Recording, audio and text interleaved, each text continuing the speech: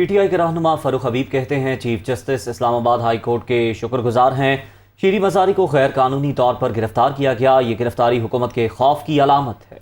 ऐसे शख्स को वज़ीर दाखिला लगा दिया गया जो मुल्क में अमन कायम करने के बजाय आग लगा रहा है। फारूक हबीब ने यह दावा भी किया कि इनके दौर में कोई सियासी कैदी नहीं था। इमरान खान ने अपनी हुकूमत में जमहूरी रिवायत की पासदारी की।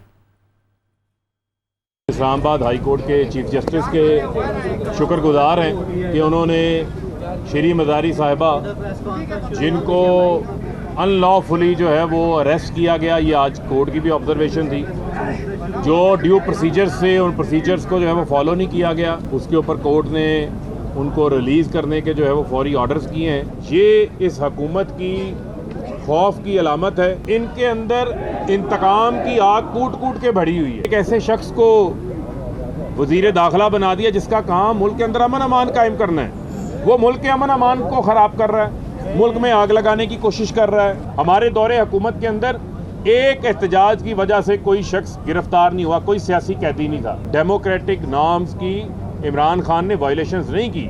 जो वायलेशंस ये करने की कोशिश कर रहे हैं